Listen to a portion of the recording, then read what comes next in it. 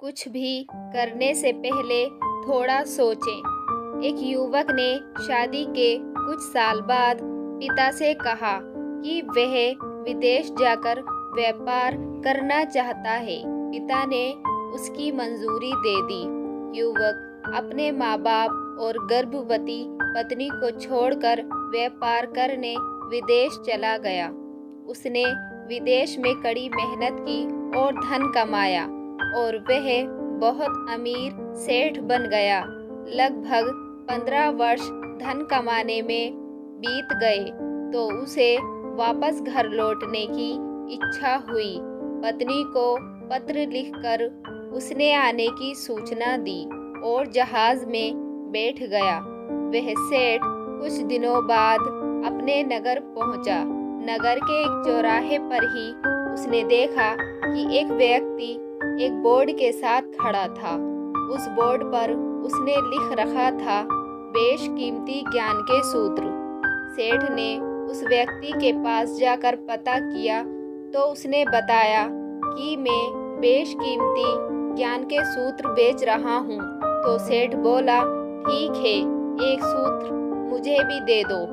वह आदमी बोला, मेरे हर ज्ञान सूत्र की कीमत 100 स्वर्ण मुद्राएं हैं। सेठ को ये सौदा महंगा तो लगा, लेकिन उसने एक ज्ञान सूत्र खरीद लिया। उस व्यक्ति ने सेठ को ज्ञान का सूत्र दिया, कोई भी कार्य करने से पहले 2 मिनट रुककर सोच लेना। सेठ ने वह सूत्र अपनी डायरी में लिख लिया। सेठ को अपने घर पहुंचते पहुंचते रात हो गई।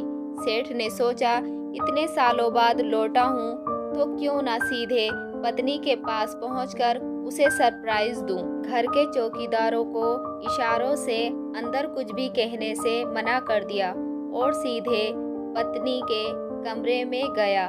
वहां का नज़ारा देखकर वह चौंक गया।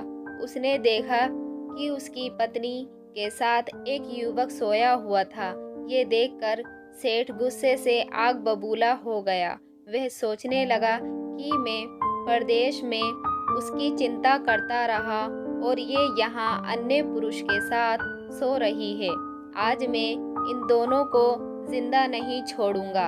वह गुस्से से अपनी तलवार निकालकर दोनों पर वार करने ही जा रहा था। इतने में उसे 100 स्वर्ण मुद्राओं के बदले जो ज्ञान सूत्र खरीदा था उसकी याद आ गई कि कुछ भी कार्य करने से पहले 2 मिनट सोच लें। वह 2 मिनट सोचने के लिए रुका।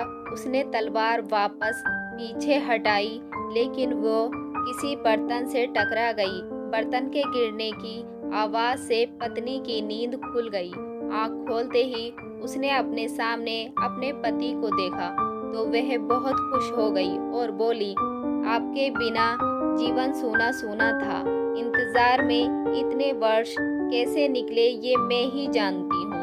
पत्नी ने इतना बोलकर पास सोए हुए युवक को उठाते हुए बोली, बेटा उठ जा, तेरे पिताजी आए हैं।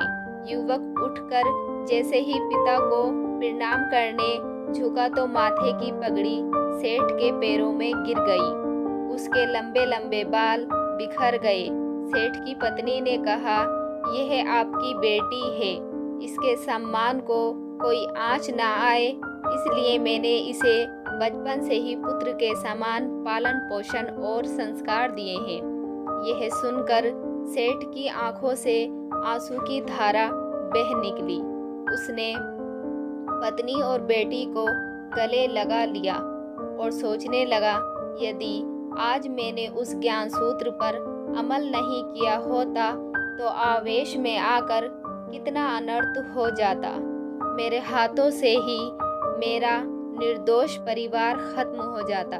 कहानी की सीख। दोस्तों, इस कहानी से यही शिक्षा मिलती है कि जल्दबाजी में आकर कोई निर्णय न लेवें, क्योंकि जब हम आवेश में होते हैं तो हमें अच्छे बुरे का ख्याल नहीं रहता है। इसलिए गुस्सा होने की स्थिति में कोई भी निर्णय न लें।